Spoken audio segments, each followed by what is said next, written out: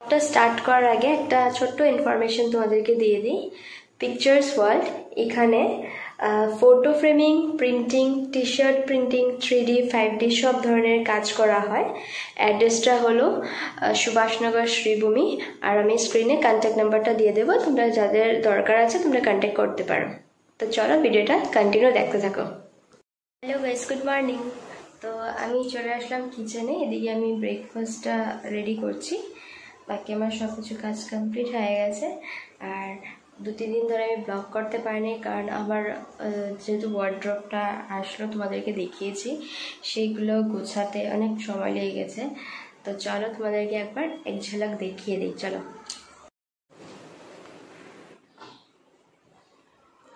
তো এই দেখো আমার গোছানো পুরো কমপ্লিট। এখানে শুধু শাড়ি, মেখলা চাদর এগুলো আছে। এখানে আনারকলি সেটগুলো, যেগুলো পুরো আনারকলি বা কুর্তি সেট, ওগুলো আছে। আর নিচে আছে কুর্তি সেট, মানে কুর্তি ওয়ান পিসগুলো আছে, বা ওই সাইডে টপগুলো আছে আমার। তো এটা কমপ্লিট করলাম। আর এই সাইডে রেখেছি আমি, এখানে আমার জিন্সগুলো আছে, জিন্স, তারপর শার্ট, চুর্নি এসব। এখানে আরও কিছু টপ আছে। তারপর এখানে এই দুটো অল্প খালি রেখেছি, কারণ পুজোর কাপড়গুলো তো আসবে, ওগুলো তো রাখতে হবে, তো তার জন্য।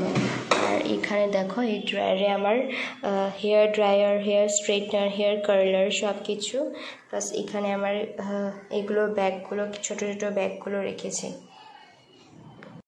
এখানেও আমি এটা গডরেজটাও গুছিয়ে নিয়েছি। এখানে ওর জিন্সগুলো আছে, এখানে শার্ট, এটা আমাদের বিয়ের অ্যালবাম, এখানে সোয়েটারগুলো আছে বাইরে যাওয়ার। আর এই দুটাতে আমরা একটাতে ব্লাউজ টাউজ এগুলো আছে, লেগিংস এগুলো রেখেছি। আর এখানে আছে আমাদের ঘরে পরার ড্রেসগুলো। কেমন হয়েছে গুছানো তোমরা কমেন্ট সেকশনে কমেন্ট করে অবশ্যই জানাবে। আর দেখো আমার এদিকে চাটা হয়ে গেছে অলমোস্ট। তো চলো চাটা খেয়ে নিই আগে। চলো। তো এখানে আমার চাটা হয়ে গেছে, আর এখানে রুটি করছি। চলো তোমরা ভিডিওটা স্কিপ না করে কন্টিনিউ দেখতে থাকো।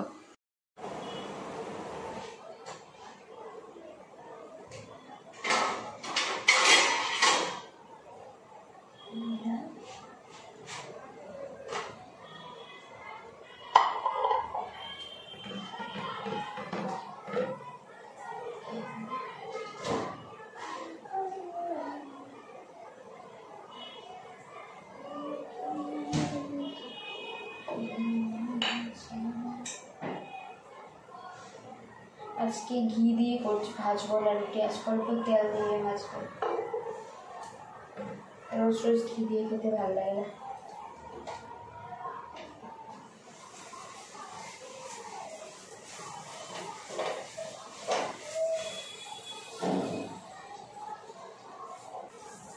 তেল দিয়ে ভাজবো, সঙ্গে চা আর রুটির সাথে একটু আচার হলে খুবই টেস্ট লাগে খেতে।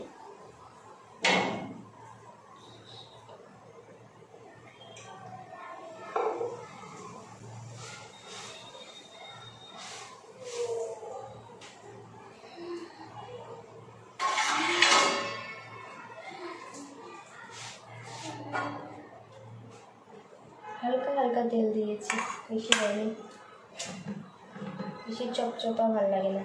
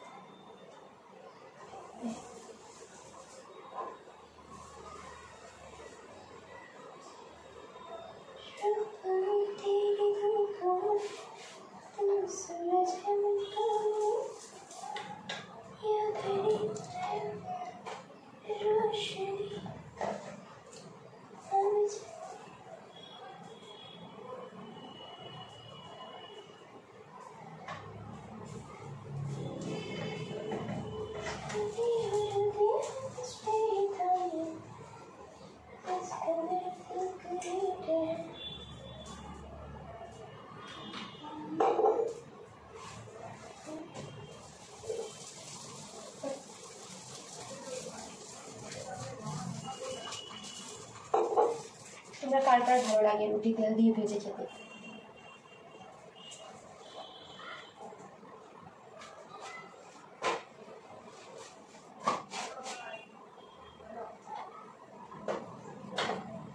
তেল দিয়ে ভাজতে আমার প্রবলেম হয়, এক সাইডে লাগলে অল্প দেখো অল্প লাগে অল্প লাগে না।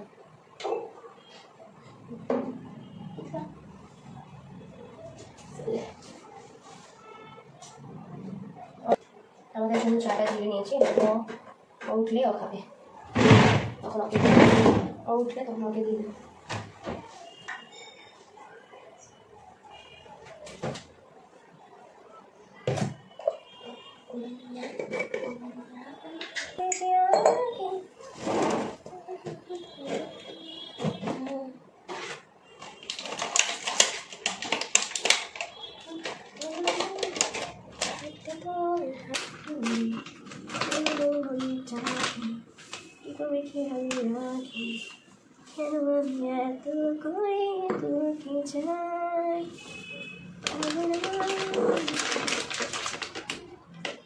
তোমরা কার কার পুজোর শপিং হয়ে গেছে বা পুজোর শপিং স্টার্ট করেছো কমেন্ট সেকশনে কমেন্ট করে জানাবে।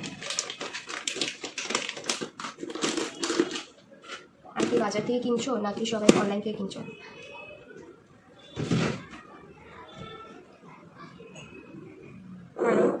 কারণটা হলো আমি সব অনলাইন থেকেই অর্ডার করেছি, বাজার থেকে কিনে নিই, সবচেয়ে অনলাইন থেকে নিচ্ছি আমি, বাজার থেকে কিনে নিই, বাজারে এত ভিড়।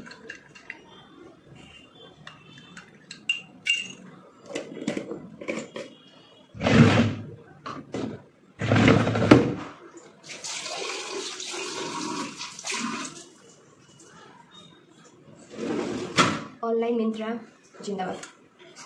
চলো বাবাকে চাটা দিয়ে আসি।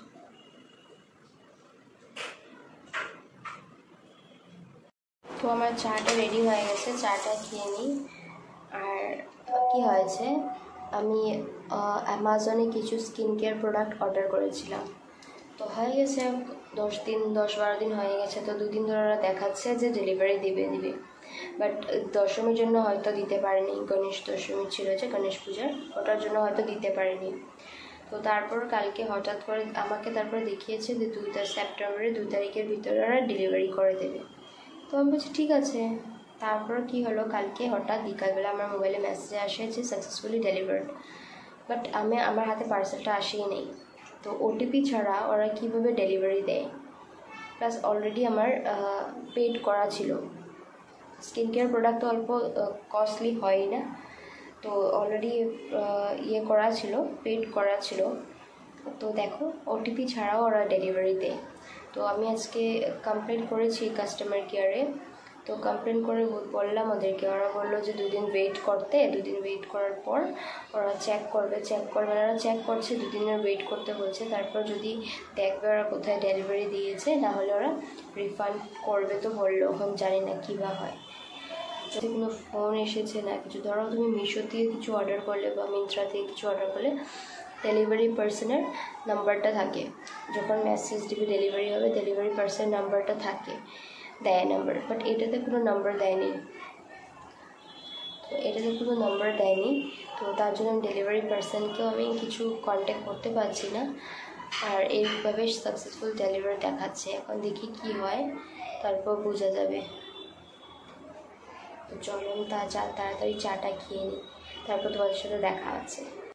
লাঞ্চ মেনুতে আছে, এখানে আছে ডিমের বড়া করে তরকারি, নিচে আছে ভাত, এখানে আছে কাঁচকলা আলু টমেটো দিয়ে একটা মাখা অল্প হালকা গ্রেভি করে একটা তরকারি, এখানে আছে ডাল, আর এটাতে আছে ঘুগনি। তো এটা হলো আজকে আমাদের লাঞ্চ মেনু। তো এখন হয়ে গেছে বিকাল, আর বিকালের স্ন্যাক্সে কি আছে চলো তোমাদেরকে দেখাই। চলো আজকে বিকালের স্ন্যাক্সে আছে, আজকে চা না, কারণ অনেক গরম দিয়েছে তার জন্য চা করি নেই। তো এখানে আছে ক্ষীর বানানো হয়েছিল, তো এখন বিকালবেলা ক্ষীর খাবো আমরা। আজকের জন্য ব্লগটা এতটুকু। যদি ভিডিওটা ভালো লেগে থাকে তাহলে don't forget to like comment share and subscribe to our YouTube channel. আর যারা ফেসবুকে দেখছো তারা আমাদের লেজি কাপল পেজটাকে একটু ফলো করে দিও।